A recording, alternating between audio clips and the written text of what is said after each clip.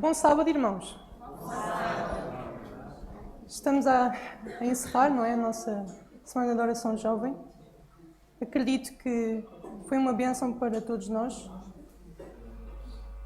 E neste momento vamos encerrá-lo com o último tema. Eu podia... Ok, está aqui o PowerPoint. Podíamos ligar aqui, por favor, só para dar para ver melhor. Muito bem. Hoje nós vamos falar sobre Jesus, um homem de oração. Esta semana nós estivemos a falar sobre a oração, não é? E como nós devemos realmente implementá-la nas nossas vidas. E nós temos um modelo, não é? Quem é? Jesus. Como bem dito aqui na história das crianças, pela Mariana, Jesus, nós vemos ao longo da Bíblia, não é? Que ele orava e incentivava os seus discípulos a orar, não é? A oração do Pai Nosso, não é?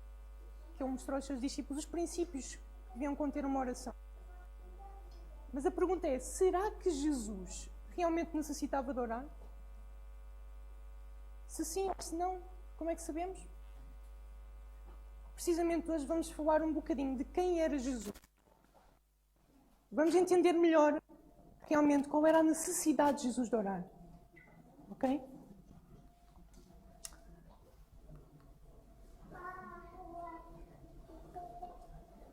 Não está aqui a funcionar. Ok. Muito bem. Nós vamos analisar aqui 5 tópicos, está bem? Eu vou-vos fazer uma pergunta. Jesus é 100% Deus e 100% homem? Vamos ver aqui. Temos 2 opções. Não ou sim. Quem é que vai pela opção A? Que Jesus não era 100% Deus e 100% homem. Quem é que vai pela opção B? Jesus era 100% Deus e 100% homem. Muito bem. Vamos ver qual é a resposta certa. Na realidade, sim, Jesus era 100% Deus e 100% homem. Porquê? Vejamos. Alguém que possa abrir em João, ok? Capítulo 1, vamos ler os versos 1 e depois o 14, está bem? Eu pedi a alguém que pudesse ler João, capítulo 1, primeiro o verso 1 e depois o 14. No princípio era o Verbo e o Verbo estava com Deus.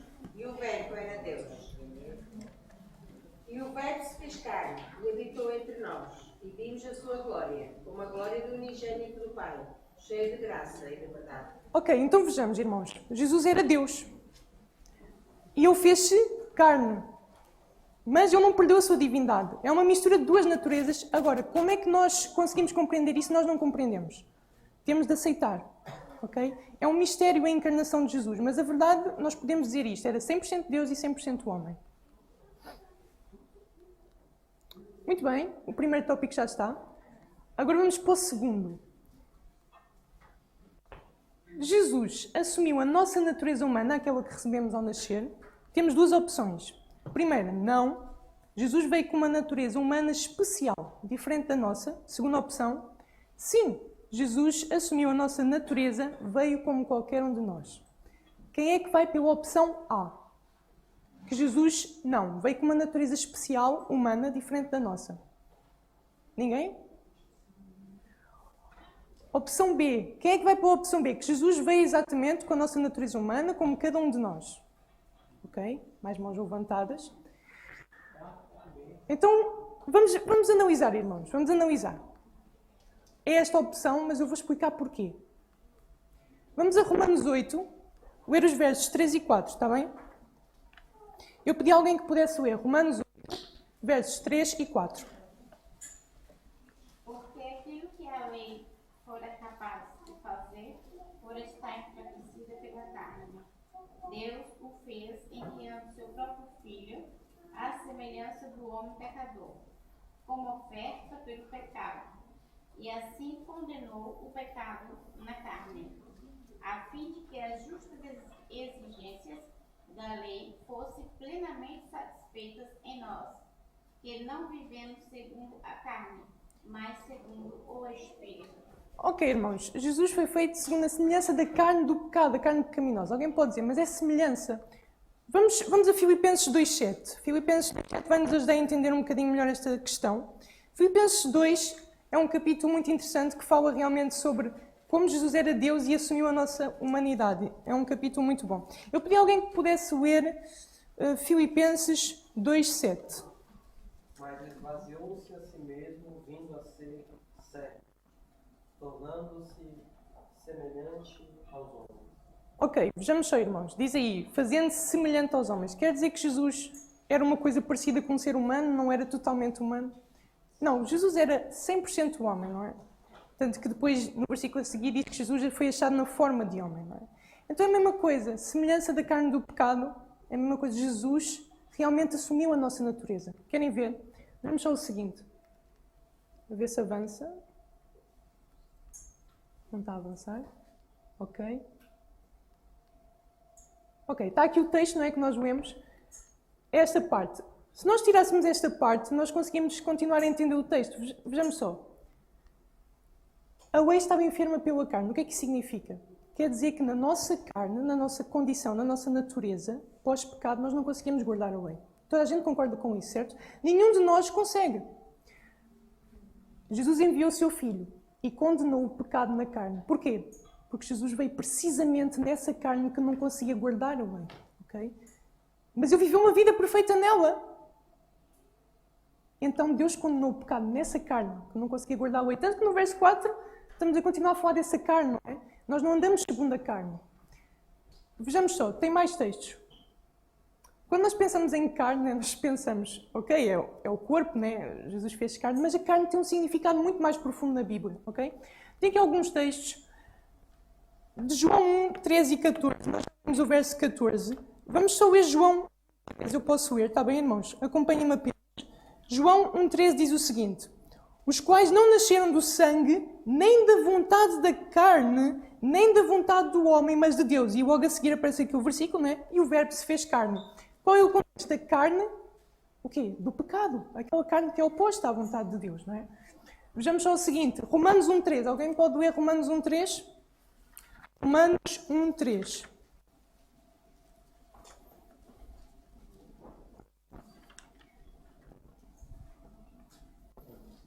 Com respeito a seu filho, o qual segundo a carne veio da descendência de Davi. Na minha versão diz, foi feito da descendência de Davi segundo a carne. Não é? E qual era a carne de Davi? Qual era a natureza de Davi? Uma natureza como a nossa. Natureza pecaminosa, não é?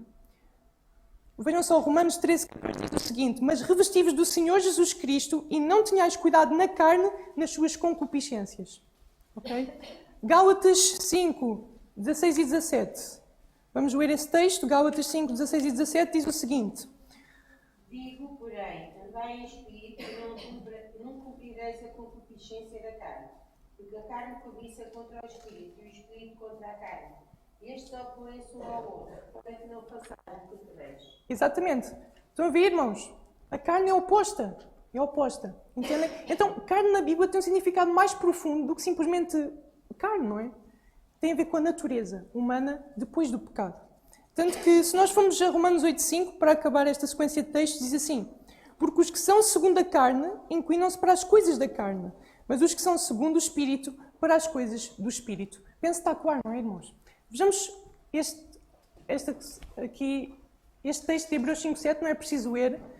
Lá diz o seguinte, está-se a referir a Jesus. Paulo está a falar sobre Jesus e diz, nos dias da sua carne. E quando nós vemos isso, pensamos, pois, na sua vida terrestre, não é?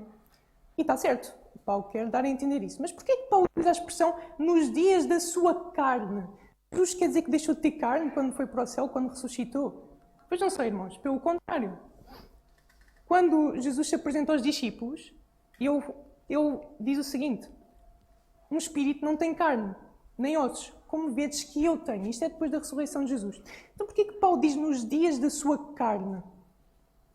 Vejam só, Paulo também diz assim, ele vai transformar o nosso corpo segundo o seu corpo glorioso. Então, irmãos, quando nós passamos por essa experiência, que é só na vinda de Jesus, vamos deixar para trás esta natureza do mal para uma que já não vamos ter mais um mal presente em nós, não é? Essas lutas interiores que vêm em nós. Então Jesus também deixou essa carne, por isso que Paulo diz, nos dias da sua carne, ok? Estão a entender? Não é que Jesus deixou de ter carne, pelo contrário. Deixou de ter a natureza como nós vamos deixar de ter quando fomos glorificados, não é? Este texto para mim é muito bom. Eu nunca tinha visto este texto desta maneira, mas vamos ler, irmãos. João 2, 23 a 25. Se calhar é um texto que todos nós já ouvimos falar, já lemos, mas eu queria que nós víssemos isto com mais profundidade. João 2, 23 a 25. Alguém pode ler, por favor?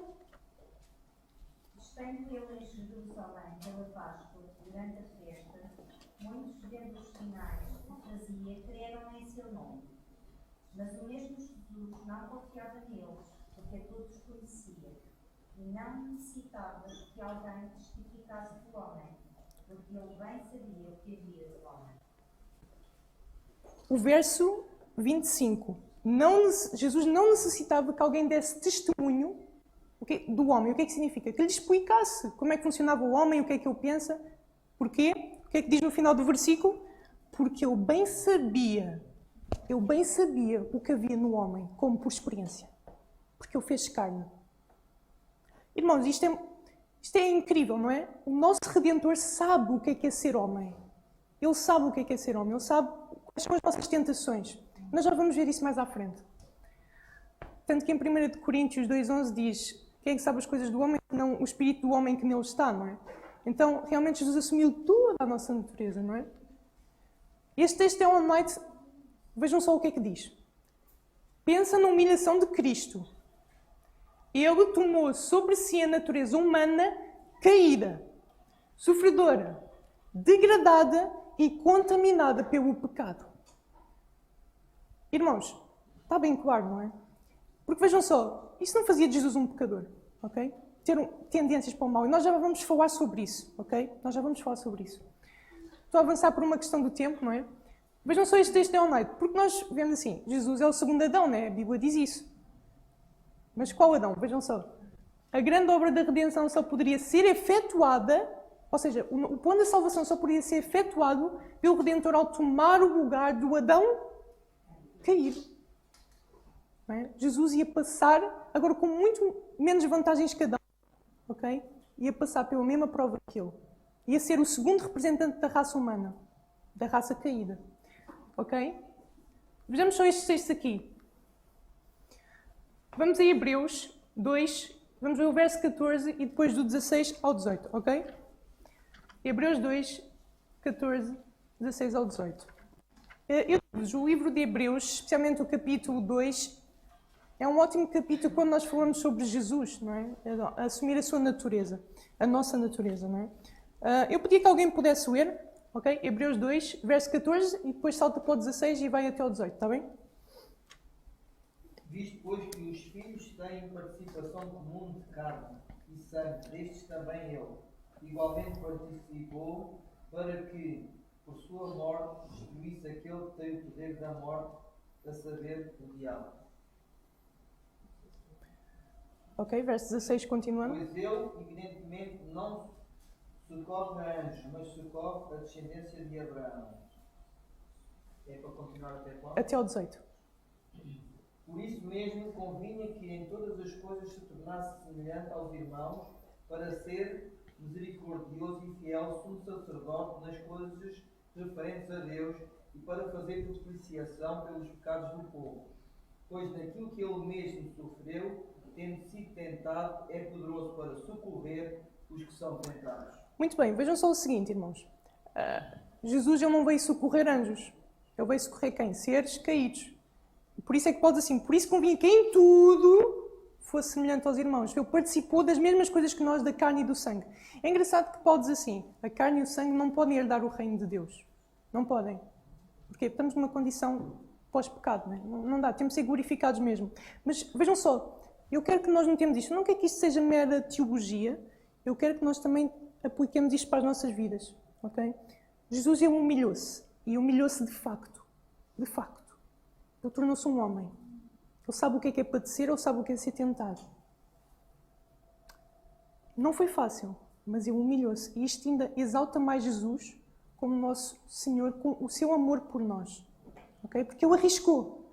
É arriscado estar na posição de Deus e fazer-se homem. Um único pecado, Jesus estava perdido. Ellen White diz isso. Se um único pecado, Jesus estava tão perdido como Adão. Não é? Não podia. Vejam só o risco. O risco. A missão de Jesus foi um risco. Mas ele venceu. E graças a Deus por isso, não é, irmãos? Ok, saltei o texto, mas podemos ler Hebreus 4,15, está bem? Hebreus 4,15 eu posso ler. Diz assim: porque não temos um sumo sacerdote que não possa compadecer-se das nossas fraquezas, porém um que, como nós, em tudo foi tentado, mas sem pecado. Vejam só o seguinte. Quando diz assim, nós não temos um sumo sacerdote que não possa compadecer-se das nossas fraquezas. No original, tem o sentido de não pode ser tocado pelos nossos sentimentos, sentir a mesma coisa que outro. Ou seja, Jesus, ele realmente é um sumo sacerdote que compreende as nossas fraquezas, as nossas tentações. Porquê? Porque ele sentiu o mesmo, ele passou pelo mesmo. Lembram-se em Hebreus 2,18? Daquilo que ele mesmo padeceu sendo tentado, eu posso socorrer aos que são tentados, não é? Eu precisava de passar por isso para quê? Para ser um fiel sumo sacerdote e misericordioso. Não é? Porquê? Porque ele passou por isso. Passou pelas mesmas experiências daquele por quem ele está a interceder. Porquê que eu pus esta imagem? Vejam só o seguinte. Nós sofremos 2 tipos de tentações. E está aqui descrito. Tentações que nos assaltam fora e dentro. Tentações que nos assaltam interior e exteriormente. Se Jesus veio para ser tentado como nós, ele tinha de passar pela mesma experiência. Mas vejam só, este texto ainda é mais claro. As suas, e estamos a falar do cristão. Do cristão, uma pessoa convertida, que aceitou Jesus. As suas tentações mais fortes virão de onde? De fora? Do interior. Pois terá de lutar contra as inclinações do seu coração natural. O Senhor, Jesus, conhece as nossas fraquezas. Lembram-se de vermos João? Ele sabia o que havia no homem. Aquilo que ele mesmo sendo tentado padeceu, sabe como socorrer aos que são tentados. Vejam só, irmãos, se as nossas maiores tentações vêm de dentro, acham que Jesus... Não, vou só ser tentado exteriormente. Não. Se as nossas maiores tentações são por dentro, Jesus tem de realmente ter passado por isso. Não nos podia compreender. Entendem? Vejam só o seguinte. Isto pode estar a soar um bocado... O que é? Jesus assumiu a nossa natureza com inclinação, aquelas inclinações naturais que todos nós temos. Mas isso não é um pecado. Isso não torna Jesus pecador. Irmãos, entendam. Tudo depende da definição de pecado que nós assumirmos. Os católicos e evangélicos, eles assumem que pecado é natureza. Tanto que batizam bebés. O bebê nasceu, já vai condenado para o inferno. Temos de batizar. Mas nós não. A Bíblia ensina claramente o que é o pecado. Pecado é o quê? Quem é que sabe aquele texto 1 de João 3,4? Pecado é o quê? A transgressão da lei. Exatamente. E vejam só, quando nós falamos em transgressão da lei, não é eu chegar aqui ao Eliezer, não é? E começar a chamar nomes, não é? Um ato, não é? Começa na cabeça, nos pensamentos. Certo? Jesus disse, qualquer que olhar para uma mulher com intenção impura, já adulterou com ela. Então, notem, irmãos, quando essa definição de pecado é a transgressão da lei, não envolve só atos, mas pensamentos. Porque nós começamos a transgredir na mente, e é isso que nós vamos ver aqui, Tiago 1, 12 a 15. Ok? Tiago 1, 12 a 15. Alguém podia ler, por favor? Vamos ver como é que se forma o pecado. Bem-aventurado o homem que suporta a tentação, porque quando for provado, receberá a coroa da vida, a qual o Senhor tem prometido aos que o amam. Até ao 15. Ninguém sendo tentado diga, Deus estou tentado, porque Deus não pode ser tentado pelo mal, e a ninguém tenta. Mas cada um é tentado quando atraído e engodado pela sua própria concupiscência.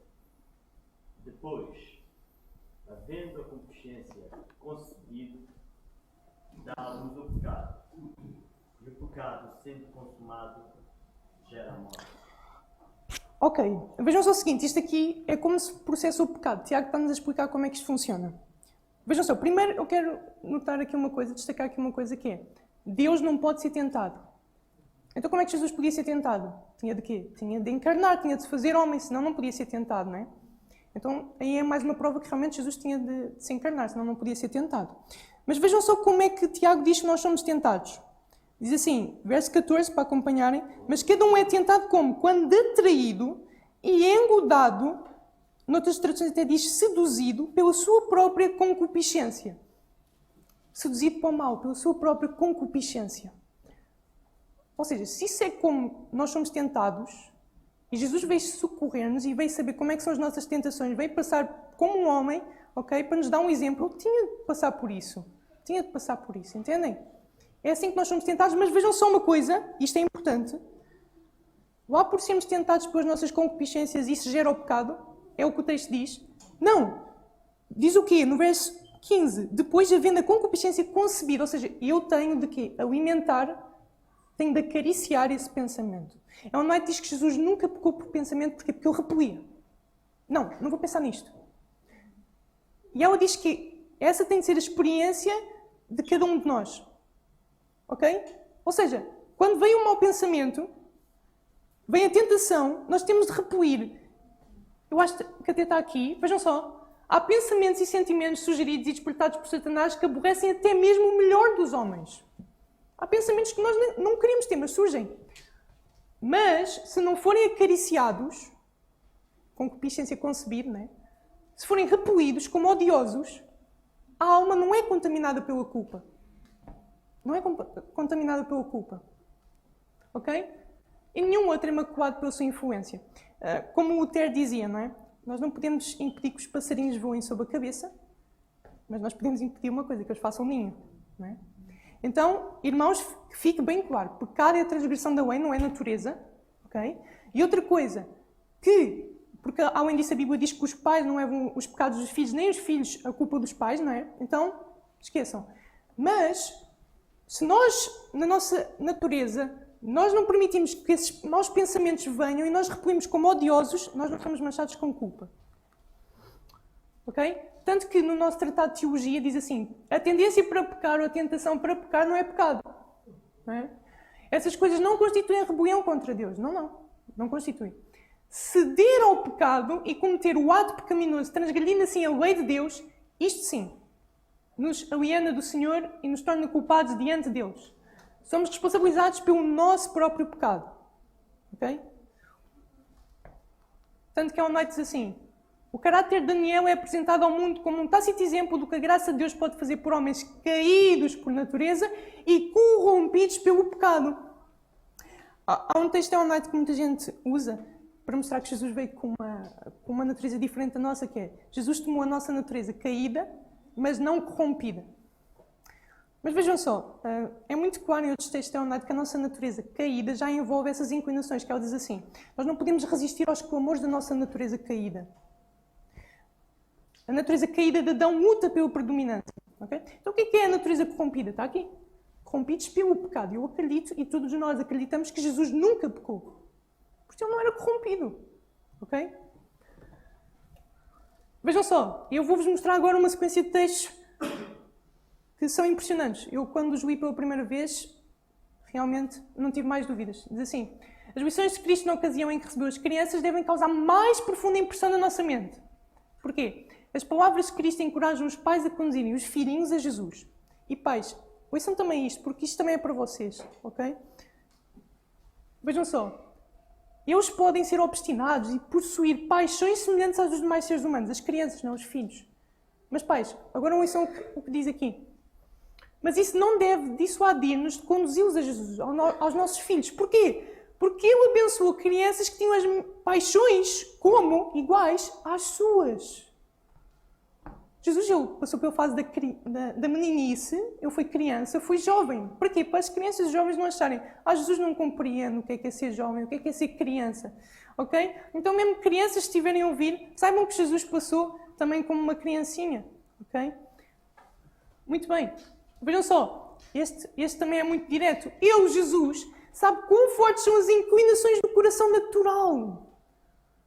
Isto não devia nos dar encorajamento, irmãos. Pensar que o nosso Senhor, Ele é realmente um fiel e misericordioso sumo sacerdote que se pode compadecer de nós porque Ele passou pelo mesmo. Ele sabe quão forte é. Jesus conhece por experiência as fraquezas da humanidade, as nossas necessidades e onde reside a força das nossas tentações, que nós já vimos que é do interior. Ok? Pois foi tentado em todos os pontos como nós e todavia sem pecado. Nunca pecou. Ok? Esta parte aqui final é onde está a escrever alguém e diz assim: tiveste o privilégio diante de ti de rejeitar a tua inclinação. Porque o teu Salvador deu-te exemplo na sua vida. Jesus teve de lutar contra inclinações também. Ok? Outro texto. O maior triunfo que nos é dado pela religião de Cristo é o controle de nós mesmos. Das nossas paixões, das nossas tendências. As nossas propensões naturais devem ser controladas. Ou nunca poderemos vencer como Cristo venceu. Entendem, irmãos? Isto é o Evangelho.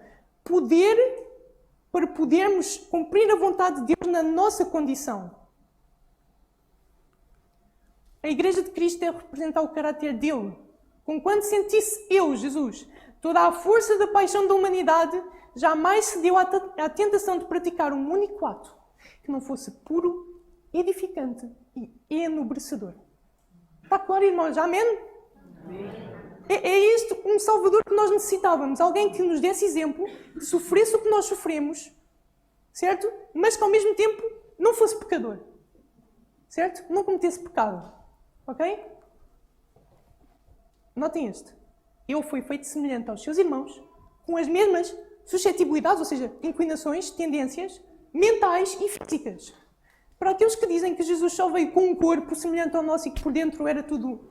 Não! Ele veio com as mesmas suscetibilidades. Ela noite um texto que diz que Jesus podia ter a mente perplexa. Ele podia ter os seus sentimentos feridos. Mas ele nunca permitiu isso. Mas eu podia. Eu podia. Isto deve-nos dar força. E deve-nos fazer amar mais Jesus. Porque nós estamos todos aqui por Jesus e nós precisamos conhecer quem é Jesus. Ele é mais próximo de nós do que nós pensamos. Nós às vezes queremos pôr Jesus numa posição muito alta que não se identifica connosco. Ele realmente é sem pecado, é separado dos pecadores, mas ao mesmo tempo ele vem habitar com o contrito de espírito. Vem morar com o abatido. Jesus sabe o que é ser homem. Tanto que, vejam só, se nós assumimos que Jesus é homem, vejam só como é que é composta a nossa natureza. A natureza do homem é tríplice. E a formação ordenada por Salomão compreende o desenvolvimento correto dos poderes físicos, intelectuais e morais. Corpo, alma, espírito. Ok? Não é que temos um fantasma dentro de nós, está bem? Mas nós temos essas três componentes. E isso mesmo na psicologia também já está definido, que é mental, físico e espiritual, não é? Moral. Então, isto é a natureza do homem. Se Jesus se fez homem, ele tem de assumir tudo isso. Okay? Todas essas suscetibilidades que nós também herdamos. Não é? Nós não escolhemos herdar, mas nós herdamos. Como qualquer filho de Adão e filha de Adão, certo? Este texto está no Desejar de Todas as Nações. Foi um dos últimos textos que Ellen White escreveu e está na biografia de Jesus, não é? O Desejar de Todas as Nações. Okay? O que é que diz? Vejamos, irmãos, que isto é importante. Eu preciso que vocês prestem bem atenção. Teria sido uma quase infinita humilhação para o Filho de Deus revestir-se da natureza humana, mesmo quando Adão permanecia em seu estado de inocência no Éden. Ou seja, ele não assumiu essa natureza. O que é que aconteceu? Mas Jesus aceitou a humanidade quando a raça havia sido enfraquecida por 4.000 anos de pecado.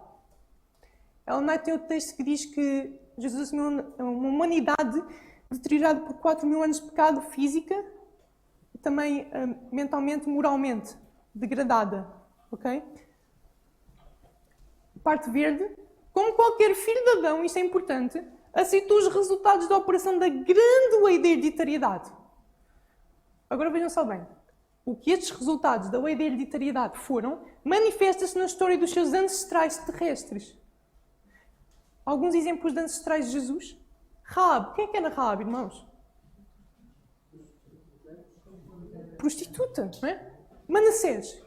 Alguém aqui conhece a história do rei Manassés? Terrível. Matou, não é? Assassino. Fez coisas obscenas. Está na linhagem do Messias. Abraão, apesar de ser um grande homem e depois de ter dado um exemplo de fé, ele teve muitas falhas. Mentiu. Não é? E nós vemos a sua fraqueza também. E vemos também David. Quem era David? O que é que ele fez? O que é que ele fez? É tantas coisas que nós não conseguimos dizer aqui, não é? Mas adulterou, matou. Eu faço-vos uma pergunta. Porquê que Jesus veio por uma linhagem tão pouco santa? Não é? Será que Deus não podia ter escolhido melhores candidatos para representar o Messias? Estão a entender onde eu quero chegar? Porquê isto? Porquê essa gente com uma ficha criminal tão grande? Sabem porquê, irmãos? Eu vou-vos dar a razão. Deus, Pai, enviou Deus Filho, não é? Nessa descendência para mostrar o quê? Para não nos dar desculpas, porque nós muitas vezes dizemos assim: eu nasci, a minha família, o meu pai fazia isto, aqui eu não posso vencer. Eu herdei isto, é impossível, este temperamento, não dá. Jesus veio pela pior linhagem, ou uma das piores linhagens que podia haver, para quê? Para mostrar que não existe desculpa. Hereditariedade não é uma desculpa, porque Deus dá poder para vencer tendências hereditárias. Amém? Muito bem, diz assim, veio com essa hereditariedade para quê? Para partilhar das nossas dores e tentações. Ou seja, porquê que veio com essa hereditariedade que todos nós herdamos, essa natureza caída, para partilhar das nossas tentações? Onde é que reside a força das nossas tentações? No interior.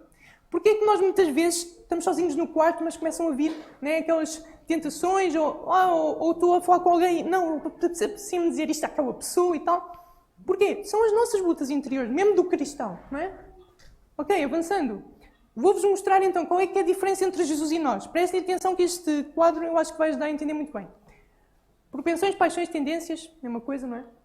Vejam só, nós seres humanos, no nascimento o que é que acontece? Nós temos tendências, paixões, propensões hereditárias, certo? O que herdamos dos nossos pais, não é? Começou com Adão. Ok, hereditárias. Só que, ao longo da vida, o que é que acontece? Bem cedinho já, começa a roubar a xuxa ao outro. É? Começa a fazer coisas que não deve, não é? Egoísmo, dá-me os brinquedos, não é? Mas não é isso. Quando nós já temos a capacidade os bebés não têm, não é? Mas quando nós começamos a ter discernimento moral, ok? O que acontece? Nós começamos a desenvolver as tendências hereditárias, ou seja, aquelas tendências que nós herdamos já começamos a desenvolver, não é? E também temos as cultivadas. O que é isso de tendências cultivadas? Vou dar um exemplo, imaginem. Está aqui a Weasley e ela passa-me assim, queres um cigarro? E assim, eu nunca fiz isso na minha vida, eu nunca fumei. Mas vá lá, experimenta. Então, pronto, vou experimentar. Começo, isto é bom. E depois eu começo a fumar, começo a ter uma tendência, inclinação, propensão para fumar. Eu herdei isso? Não. Mas eu desenvolvi isso, cultivei isso na minha vida. Estão a entender? Agora vamos mostrar qual é a diferença realmente com Jesus. Jesus, ele nunca teve uma propensão, paixão, inclinação do pecado, né? Nunca fumou. Cultivado Jesus não tem. Porque ele nunca pecou. Hereditários, ele nunca deixou que se desenvolvessem. Então, Jesus, ele tinha aquelas inclinações hereditárias. Ele nunca deixou que se desenvolvessem. Mas eu sentia a força delas. Entendem? Essa é a diferença. Por isso há textos onde dizem assim, Jesus não tinha uma única propensão má. Ela diz assim, apesar de todos os textos que nós lemos, ela diz assim, era irmão das nossas fraquezas, mas não em ter paixões como nós. Como assim?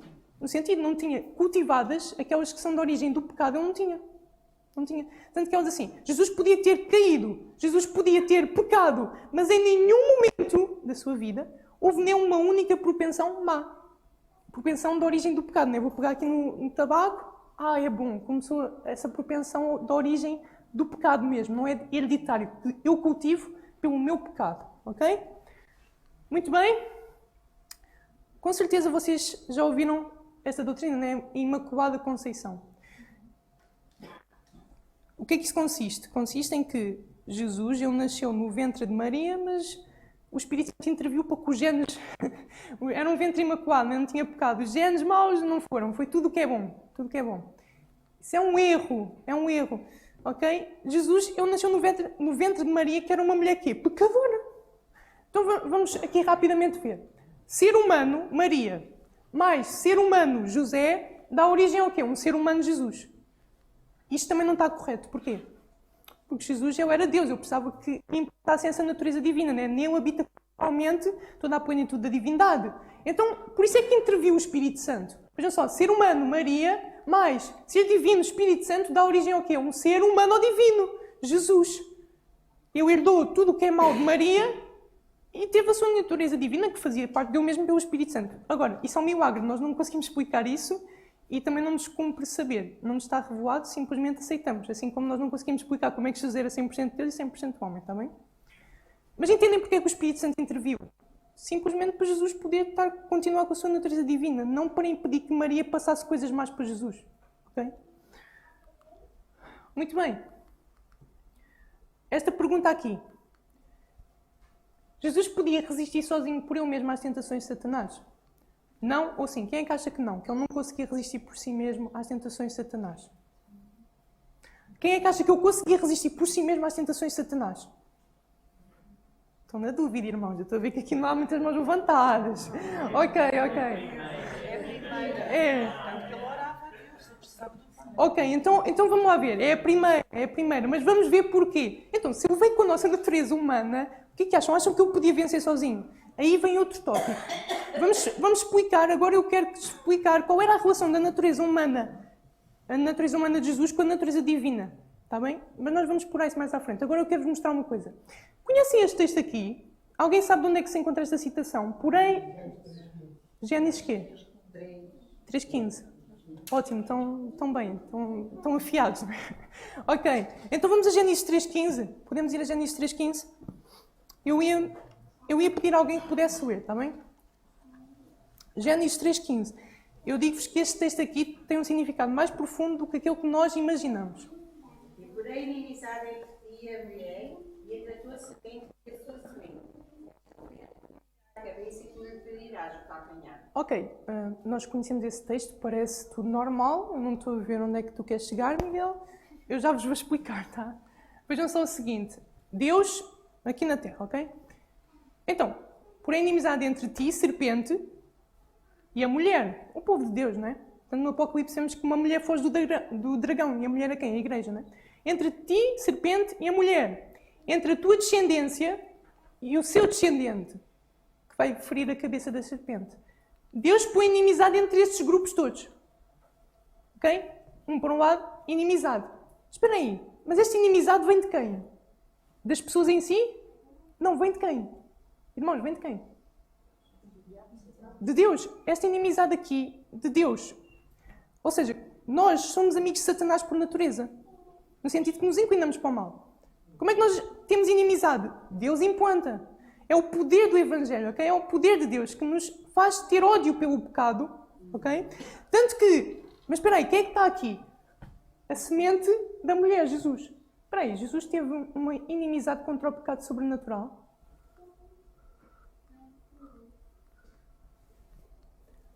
Vejam só. A inimizade posta entre a semente da serpente e a semente da mulher foi sobrenatural. A semente da mulher, estamos a falar de Jesus, tá? Está ali até com S grande. Com Cristo, a inimizade era em certo sentido natural, não é? Em outro sentido foi sobrenatural. Porquê? Vejam só. Visto combinarem-se o quê? Humanidade com a divindade. Então, Jesus sendo Deus... Não. Pecado não é comigo. Deus é o oposto do pecado, não é? Mas assumindo a natureza humana, teve de haver Deus a pôr essa inimizade, não é? Teve de haver algo sobrenatural, um poder sobrenatural para quê? Porque Jesus tinha a nossa natureza humana inclinada para o mal. Estão a entender, irmãos? Por isso é que diz, por inimizade entre aqueles grupos todos, incluindo Jesus. Jesus como quê? Como homem, porque ele assumiu a nossa natureza. Ok? Vejam só este texto também muito forte, diz assim, unicamente a natureza humana de Cristo nunca poderia ter suportado este teste, a tentação. O quê? Exatamente, é a nossa natureza caída, irmãos. Nós não conseguimos resistir a Satanás sozinhos. E Jesus também não. A humanidade de Cristo estava unida à divindade, ok? Estava habilitado para o conflito como? Mediante a presença interior do Espírito Santo. O amém, irmãos? Está fraquinho. Sabem porquê? O mesmo poder que Jesus teve para resistir às tentações é o que nós podemos ter. Nós não podemos pedir pelo Espírito Santo. Ele não nos prometeu, Ele não nos deu essa promessa, começando com os apóstolos. A Igreja tem à disposição esse recurso. Não existem tendências hereditárias nem tentações fortes de Satanás que nos possam fazer cair se tivermos o Espírito Santo connosco. Era esse o poder que Jesus tinha. Porquê? Porque Ele fez como um homem, ok? E eu precisava de poder. Não o seu, como divindade. Vou utilizar aqui o meu poder para resistir. Porque nós não podemos fazer isso. Eu não posso chegar aqui, Satanás está-me a assediar, vou utilizar o meu poder divino. Não dá. Entendam isto, Jesus esvaziou-se. Ele tornou-se literalmente homem. Não perdeu a sua divindade, mas ele voou-a de pula, ok? Não a usou. E nós já vamos explicar como é que isto se processou. Estamos quase a acabar. Temos aqui mais um tópico. Jesus fazia os milagres pelo seu próprio poder divino. Não a fim de se beneficiar a si mesmo, mas sim para ajudar os outros. Quem é que acha que esta afirmação é falsa? Quem é que acha que é uma afirmação verdadeira? Irmãos, vocês não estão a cobrar, então eu estou a pedir para vocês levantarem as mãos. Ok? Então vamos lá outra vez, vai. O que é que toda a gente levanta as mãos? Tá? Quem é que acha que esta afirmação é falsa? Ok, este lado aqui, pelos vistos. Ok, quem é que acha que a afirmação é verdadeira? Eu estou a ver aqui uma oposição. Este lado está a achar que é a primeira e este lado está a achar que é a segunda. Qual dos lados tem razão? Parabéns. São vocês, ok? Vejam só. Isto aqui tem uma... Sim. Só há menor. Houve um momento em que Jesus fez um milagre para se beneficiar a dele próprio, mas ele estava legitimado a fazê-lo. Foi quando ele disse a Pedro para ir pescar e tirar o imposto para pagar o imposto por ele. Exatamente. Ele beneficiou de um poder sobrenatural para pagar o imposto dele. Mas ele Sim. não estava obrigado porque o filho não era obrigado a pagar o imposto. Eu vou explicar. Esse poder sobrenatural que Jesus fez para beneficiar a si mesmo não era propriamente dele. É nesse sentido. Não é que Jesus não se beneficiou, como disseste, mas não foi o poder divino dele que utilizou para beneficiar-se, foi o de Deus o Pai. E eu vou explicar aqui. Sim, mas de qualquer forma eu acho que ele estava legitimado a fazê-lo porque ele não era obrigado a pagar o imposto. Ok. Deixa-me fazer uma pergunta. Porquê que acham que Jesus não podia transformar as pedras em pães? Porque eu também não posso. Não podes? Eu também não posso transformar pedras em pães. Pois é, não podes. Realmente, nós não podemos transformar pedras em pães. Então, mas é pecado transformar pedras em pães? Não é. Jesus podia fazer isso, se bem entendesse. Eu era Deus, né? Não havia nenhum problema com isso. Mas porquê que então não podia fazer isso? Sabem porquê? Porque Jesus ele assumiu com o Pai o seguinte: eu vou-me fazer ser humano e eu vou viver como eles. Então, eu não vou usar a minha divindade, porque se eu fizer isso, eles não podem fazer e então está quebrado o plano da salvação. Já não posso ser um exemplo para eles. Então, Pai, eu vou depender totalmente de Ti. Ok? Exatamente, não havia... Jesus estava totalmente dependente do Pai. Não há pecado em transformar pedras em pães sendo Deus, mas como homem ele tinha de ser um exemplo. E tendo de ser um exemplo, ele não podia fazer isso, senão não nos podia realmente ser o nosso Salvador. Vejam só o seguinte. Oi? Espera aí. Estes textos aqui, rapidamente vamos ler João 5,30 e João 14,10, está bem? Estes textos aqui também eu acho que são bastante esclarecedores. Alguém que leia João 5,30, por favor? Por mim mesmo nada posso fazer. Eu julgo apenas conforme ouço. E o meu julgamento é justo, pois não procuro agradar a mim mesmo, mas àquele que me enviou. Calma aí, vamos só fazer uma pausa. Eu de mim mesmo nada posso fazer. Sabem porquê? Porque Jesus, eu volto a repetir, ele não perdeu a sua divindade, ele simplesmente não a usou. Ok? Ele não podia fazer nada, mas absolutamente nada de si mesmo. Lembra-se que Jesus disse assim: sem mim nada podes fazer, mas ele de si próprio também diz: eu de mim mesmo nada posso fazer. Porquê? Porque ele assumiu, ele fez homem e tendo uma natureza inclinada para o mal não dava. Ou então dizer, de mim próprio nada quero fazer. No caso é mesmo nada, ok? Nada quero fazer. Exato, ok. Mas vejam só o seguinte. Vejam só então o João 14,10, ok? João 14,10. Alguém pode ler João 14,10? Não crês tu que eu estou no Pai e que o Pai está em mim? As palavras que eu vos digo não as digo de mim mesmo, mas o Pai que está em mim é quem faz as obras. Quem é que faz as obras em... O Pai que está nele. Lembra que no texto Almighty, Jesus estava habilitado para o conflito mediante o quê? A presença interior do Espírito Santo. E é assim também que nós dependemos de Deus, não é? Vejam só este texto aqui. Este texto aqui é muito bom e eu vou-vos apresentar. Está bem? Diz assim: quando Jesus foi despertado para enfrentar a tempestade, estava em perfeita paz. Nenhum indício de temor na sua fisionomia ao olhar, pois receio algum havia no seu coração. E nós dizemos o quê? Porque ele era Deus, não é? Mas não, vejam só. Contudo, não era na posse da força onipotente que ele descansava. Não era como Senhor da terra, do mar e do céu que repousava em sossego. Este poder depuseram-o ele. Depuseram-o. Escolheu não usar. Ele diz: eu não posso de mim mesmo fazer coisa alguma. Confiava no poder do seu Pai. Foi pela fé, no amor e cuidado de Deus que Jesus repousou, e o poder que impôs silêncio à tempestade foi o poder de Jesus. O poder de Deus. Como Jesus descansou pela fé no cuidado do Pai, assim devemos repousar no do nosso Salvador. Entendem? Porquê que acham que no final dos tempos Apocalipse diz aqueles que guardam os mandamentos de Deus e a fé de Jesus? Fé de Jesus porquê? Porque Jesus, enquanto esteve aqui na Terra, como homem, ele demonstrou uma fé de total dependência no Pai. Entendem, irmãos? Vamos avançar porque também o tempo já vai avançado.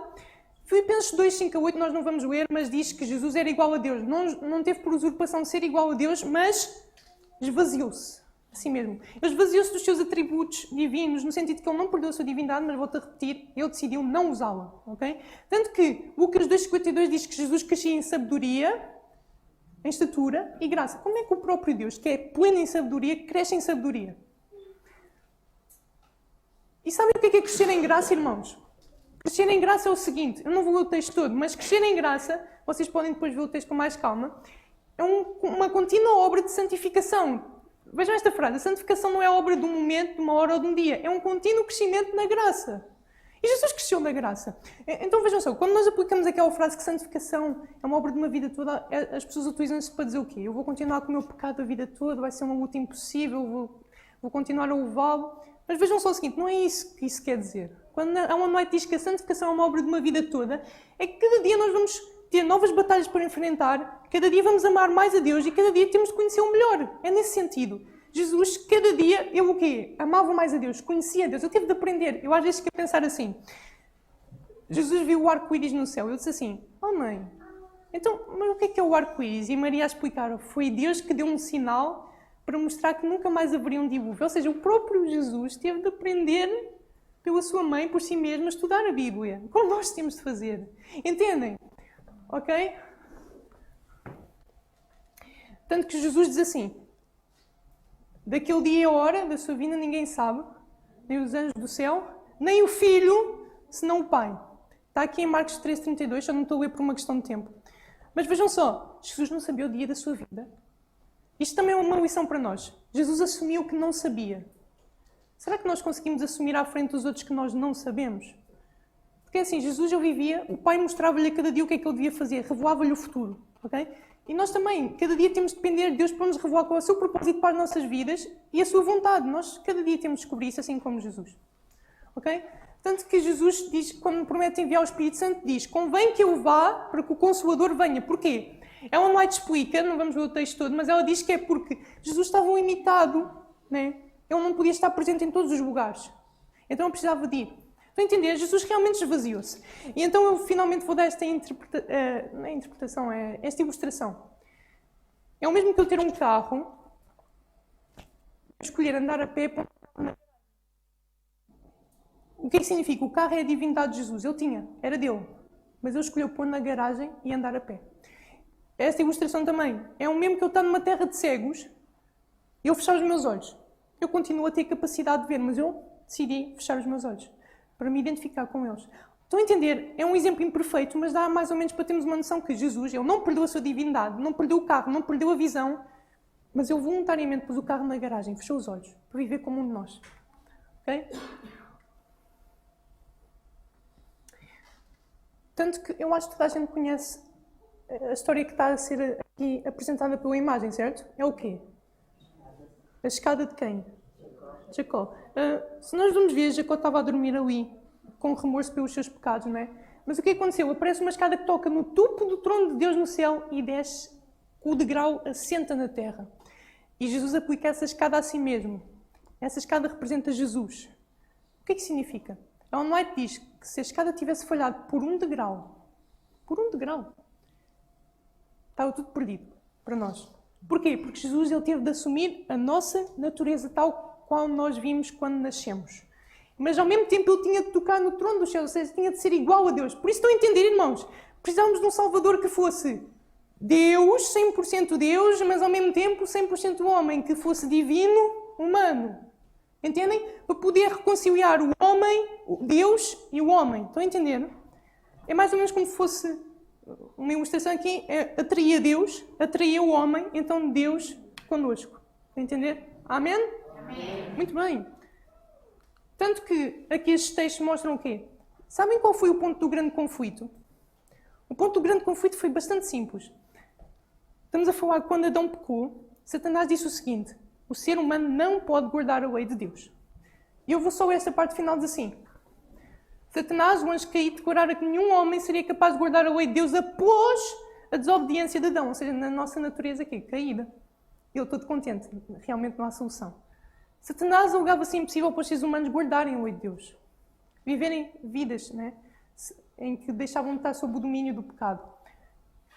Agora vemos só o seguinte. A fim de provar a falsidade dessa alegação, Cristo deixou o seu elevado comando, tomou sobre si a natureza do homem e veio à Terra para colocar-se à testa de uma raça santa. Não, caída! Com o objetivo de demonstrar que a humanidade poderia enfrentar as tentações de Satanás.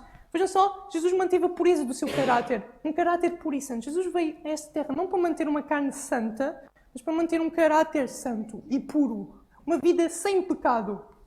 Ok? Nós muitas vezes achamos que Jesus é assim. Ele tem a corda e ele assim, olha, apanha aí. Ok, vamos lá. É? Não. Jesus é assim. Ata a corda, desce com a corda, envolve-nos o braço e puxa-nos para cima. É bastante diferente. Nós achamos que Jesus está a um nível elevado, com um poder diferente. Não passou pelo lamaçal, não. Jesus, ele sempre segurou na corda. Apanhou-nos. Se ele tivesse largado a corda, estava perdido, mas ele nunca largou. Confiança total no Pai. E levou-nos a sentar-nos nos lugares celestiais, não é? Em Cristo. Por fim, não se esqueçam, aqui estamos a falar de Jesus como um homem de oração. Será que agora já conseguimos entender porque é que Jesus sentia a necessidade de orar? Dado que a natureza humana estava sobre ele, Cristo sentiu a sua necessidade de força vinda do seu Pai. Estão a entender? Jesus não estava a fingir, vou orar ou vou só orar pelos outros. Não, ele sentiu, uou, eu preciso de força vinda do Pai. E agora vem aquele texto onde também diz, né? Se Jesus nunca pecou, sentiu necessidade, força vindas do Pai, quanto mais nós. Certo? Quanto mais nós precisamos de orar. Não é? Estamos quase a acabar. Jesus, quando se preparava para alguma grande provação ou para algum trabalho importante, recorria à subidão das montanhas e passava a noite em oração. Ao seu Pai. Uma noite de oração precedeu, vejam só agora os eventos, a ordenação dos apóstolos, o sermão da montanha, a transfiguração, a agonia de julgamento da cruz e a glória da ressurreição. Estão a ver? Todos nós conhecemos esses episódios, não é? Sabem que Jesus orou para poder enfrentar estas coisas e também para vivê-las? Entendem? Ele sempre recorreu ao Pai, por força. Os momentos noturnos de oração que o Salvador passava na montanha ou no deserto eram essenciais para o preparar para as provações que ele deveria encarar nos dias seguintes. Ele sentia a necessidade de refrescar e de revigorar a alma e o corpo, para que pudesse enfrentar as tentações de Satanás. E aqueles que estão a lutar por viver a sua vida sentirão a mesma necessidade. Nós devemos sentir essa necessidade. Se nós não sentimos necessidade de orar, e nós tivemos uma semana só a falar de oração, se nós não sentimos, nós não estamos à procura de viver a vida que Cristo viveu. Ok? Porque nós vamos sentir como Ele a necessidade de forças vindas do Pai, sendo que nós somos esses pecadores e Jesus não. Ok? Eu recomendo-vos este livro. Quem é que tem este livro? Ok. Mesmo assim são muito poucas pessoas. Este livro é uma bênção. É maravilhoso. É um compilado de textos online sobre a oração. E há um capítulo, que é o capítulo 15, que fala sobre o exemplo de Jesus quanto à oração.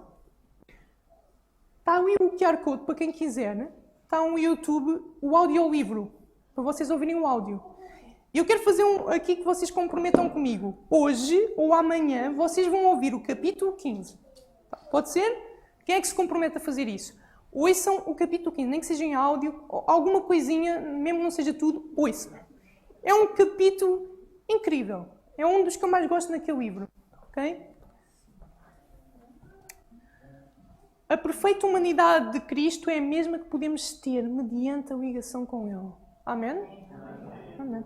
Sabem, eu ouvi uns dias desses um pastor, foi na sexta, eu achei muito engraçado. Ele disse assim, os cristãos têm mais medo da perfeição do que do pecado.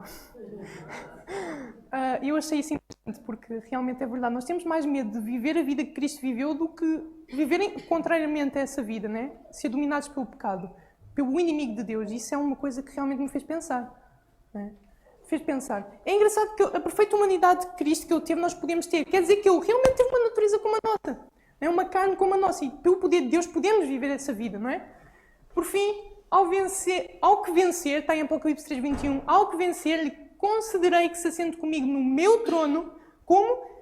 Assim como eu venci na natureza humana caída e me assentei com o meu Pai no seu trono.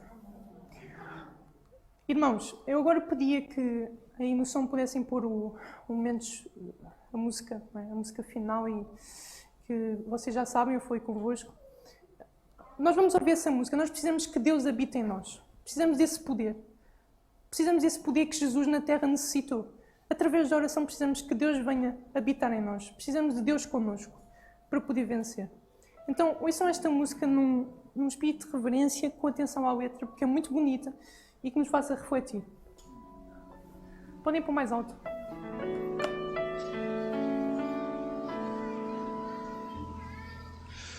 Habita em mim, ó Senhor, conforme prometeste, ó Pai.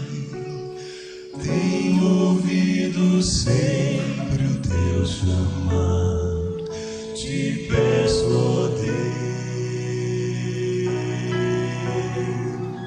habita em mim, habita em mim, pelo teu poder, preciso tantas decisões fazer. Dá-me essa tão preciosa luz, divina luz, e habita em mim. Pois me encontro em duras provas, tão difícil é vencer. Necessito guiar, dizendo aonde ir.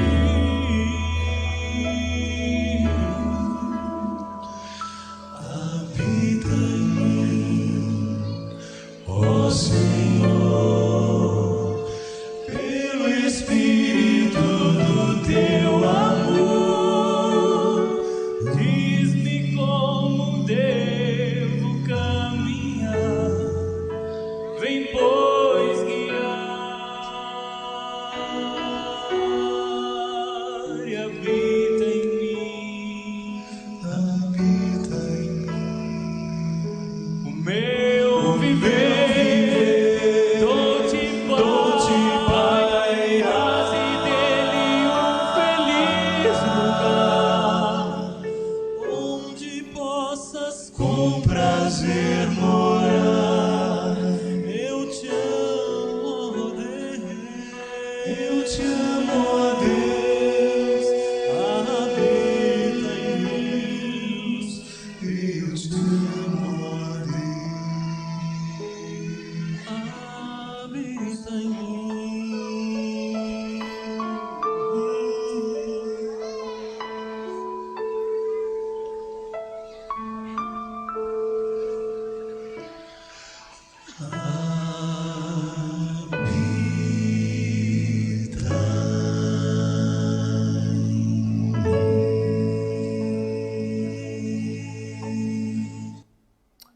Amém. Irmãos, convido todos nós para nos ajoelharmos para orar ao nosso Deus.